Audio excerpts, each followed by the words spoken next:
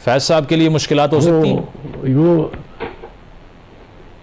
किसके लिए? फैज साहब के लिए। फैज, जनरल फैज जी, जनरल फैज, हाँ, उसके लिए मुश्किलात हो सकती हैं, बिल्कुल हो सकती हैं। ठीक। एतजाज साहब, एक और इशू जिस पे बात हो रही है वो चीफ जस्टिस के मुद्दत मुलाजमत है कि 65 साल से ये उम्र बढ़ा के रिटायरमेंट की 68 कर दी जाए।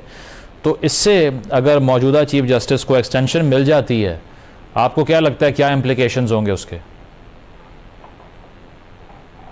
नहीं, मेरा ख्याल है उसकी तो इम्प्लीकेशंस बहुत नेगेटिव होंगे, और मेरा नहीं ख्याल कादी फैज ईसा साहब चाहेंगे कि उनकी टेन्योर पोस्ट कर दी जाए चीफ जस्टिस की। और अगर की भी जाए तो वो होता है, नॉर्मली होता है कि नेक्स्ट वन अब इस पे अप्लाई नहीं करेगा, the sitting incumbent chief justice अगले चीफ जस्टिस से अप्लाई करेगा। बट ये जो असूल ही है सारा, it will block several very good जजेस फ्रॉम बिकमिंग चीफ जस्टिस। अगर ये असूल टेन्योर पोस्ट कर दो चीफ जस्टिस का, तो by the time the chief justice retire will be age almost 68। ये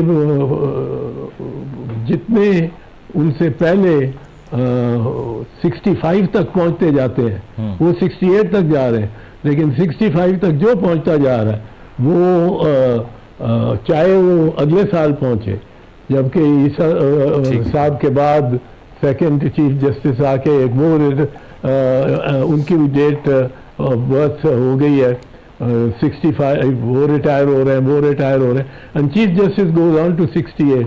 ये तो बड़ी स्प्लिट आ जाएगी कोर्ट्स में। जो ये कोशिश कर देंगे, मेरा ख्याल है हुकूमत की या नून वालों की कोशिश ये होगी कि वो सारे जजेस की एज 68 कर दें सुप्रीम कोर्ट की, और सारे हाई कोर्ट के जजेस की 65 कर दें, 62 से 65 कर। इसकी क्या वजह? अब ये जो मसला है, ये जो मामला है, इस पे ये पहले उसने किया था परवेज मुशर्रफ ने 2002 में लीगल फ्रेमवर्क ऑर्डर 2002 में ये कॉन्स्टिट्यूशन को अमेंडमेंट की पावर इस्तेमाल करते हुए परवेज मुशर्रफ ने 68 और 65 कर दिया था। हाई कोर्ट 65 एंड 3 साल बढ़ा दी थी। वो फिर 17th कॉन्स्टिट्यूशनल अमेंडमेंट में हमने बड़ा जोर लगा के और उसको रिवर्स कराया, और तमाम उस वक्त की अपोजिशन इसके खिलाफ थी कि ये तो आपने जुडिशरी को एक बेट दे दिया, सारे जजेस को आपने इंडक्ट कर लिया है, एक अपनी मराहत दे के, ये भी मैला फाइडी है। बड़ी उसके खिलाफ स्ट्रगल हुई थी, और बीबी शहीद वो वेरी क्लियर ऑन दैट कि ये इस किस्म की चीज़ नहीं होनी चाहिए, और हो के फिर वो 17th अमेंडमेंट में सन 2003 में वो विड्रॉ हुई। अच्छा, एतजाज साहब, ये करंट गवर्नमेंट इतनी इंटरेस्टेड क्यों है इस लेजिस्लेशन में, आपको क्या लगता है शॉर्टली? करंट गवर्नमेंट तो कि ये बात तो बदनीयती पर मबनी है। अच्छा, कि हाँ, उनको तवक्कुआत बहुत है इन चीफ जस्टिस साहब से। मैं उनको सही नहीं समझता। आई थिंक कादी साहब तो लेगा ही नहीं, he will not take this extension. ठीक है एतजाज साहब, मेरे पास आखिरी मिनट है, मैं चाह रहा हूँ शॉर्ट कमेंट आप फैजाबाद धरना केस पे भी कर दें। कमीशन रिपोर्ट के बारे में आज कोर्ट में कहा गया कि अगर उसको पहले सीरियस लेते तो 9 मई भी ना होता। आपको लगता है गवर्नमेंट सीरियस है और ये अपने मंतकी अंजाम को पहुंचेगा केस? गवर्नमेंट तो सीरियस नहीं है, बट कोर्ट सीरियस है। अच्छा। कोर्ट कादी साहब सीरियस है, और कादी साहब के साथ दोनों फाजिल जज जो बैठे हुए हैं वो मेरा ख्याल है इत्तेफाक करते हैं उनसे, एंड कादी साहब is going to extract an implementation of the order. Faiz साहब के लिए मुश्किलात हो सकती हैं? वो किसके लिए? फैज साहब के लिए। फैज, जनरल फैज जी, जनरल फैज, हाँ, उसके लिए मुश्किलात हो सकती हैं, बिल्कुल हो सकती हैं। ठीक। आज का फैसला जिसमें सुप्रीम कोर्ट ने ये मुअत्तल किया है मखसूस नशिस्तों से इसका इससे पहले वाला डिसीजन, इस पर क्या राय है आपकी कि अब चीज़ें दरुस्त समत में जा रही हैं अकॉर्डिंग टू लीगल पॉइंट्स?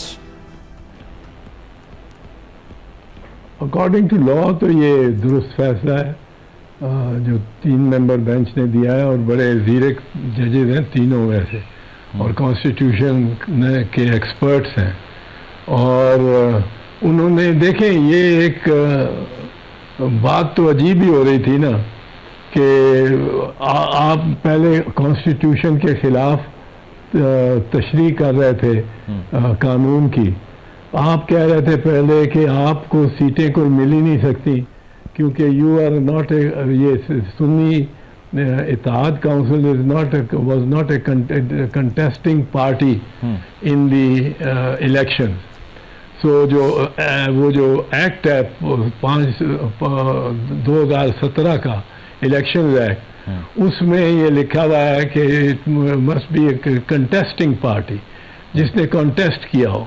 तो सुन्नी इत्तेहाद काउंसिल ने अपने नाम से तो कंटेस्ट भी नहीं किया, बल्कि उनके अहमद रजा साहब जो उनके प्रेसिडेंट हैं सुन्नी इत्तेहाद के, वो उन्होंने भी इंडिपेंडेंटली कंटेस्ट किया। लेकिन अब ये सवाल देखना होता है कि राइट किसका है, क्या ये राइट पार्टी का है कि इंडिविजुअल का है। ये राइट उस पार्टी का भी नहीं है जिसके तरफ कोई जाना चाहे, जिसमें शामिल होना चाहे। Article 17 of the constitution says you are free to join or sponsor or set up any political party. उसकी सब्जेक्ट है कि subject to law, but you are free to set up any join any political party. अब any political party का मतलब है कि आप ऐसी पार्टी को भी ज्वाइन कर सकते हैं और उसके हक में रिजर्व सीट्स उसकी बना के और ले सकते हैं, जिसने पार्टी कंटेस्ट इलेक्शन कंटेस्ट ही ना किया हो अकॉर्डिंग टू द कॉन्स्टिट्यूशन। ये कॉन्स्टिट्यूशन के मुताबिक एनी पार्टी है, सही, वो 170 रजिस्टर्ड पार्टीज में से कोई भी पॉलिटिकल पार्टी को आप ज्वाइन कर सकते हैं, और अगर 10-20 इंडिपेंडेंट्स उसमें शामिल हो जाएं तो वो अपना काउंट दिखा सकते हैं।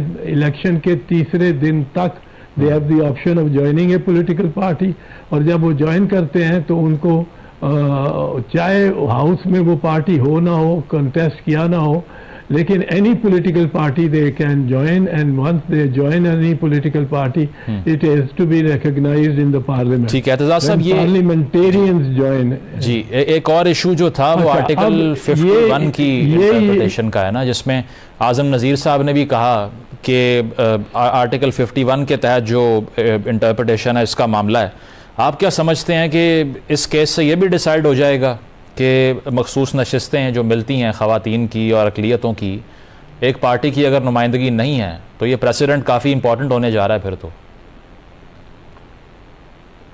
हाँ, नहीं, अगर पार्टी की नुमाइंदगी नहीं हुई है, जब article 17 is a fundamental right, a citizen of Pakistan has the fundamental right to join any political party except a party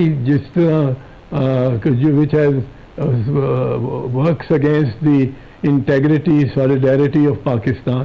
ये इस किस्म की 2 एक्सेप्शंस हैं, इंटेग्रिटी की, सॉलिडारिटी की, सॉवरेंटी की वो ना करती हो, वो रजिस्टर्ड पॉलिटिकल पार्टी हो, तो वो कहता है फंडामेंटल राइट कहता है कि every person have the right to join any party, और उसके जो भी डिविडेंड्स आते हैं उसको मिलेंगे।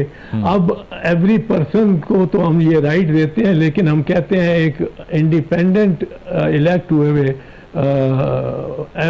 MNA को कि आप नहीं ज्वाइन कर सकते ऐसी पार्टी जिसने इलेक्शन नहीं लड़ा।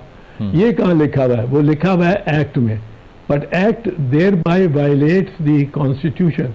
तो एक्ट के कंटेस्ट किए करने वाली जो क्लॉज है वो आर्टिकल 17 ऑफ द कॉन्स्टिट्यूशन के से मुतसादम है, इसलिए उस पर अमल नहीं हो सकता। तो एतजाज साहब, ये जो स्पेशल सीट्स जिन लोगों ने ऑक्यूपाई की हैं, इन्होंने जो लेजिस्लेशन में किरदार अदा किया है, वो तो नल एंड वॉइड नहीं होगा इस डिसीजन से? नहीं, ये नहीं होगा। वो कॉन्स्टिट्यूशन में लिखा हुआ है, आर्टिकल 69 है गालबन, उसमें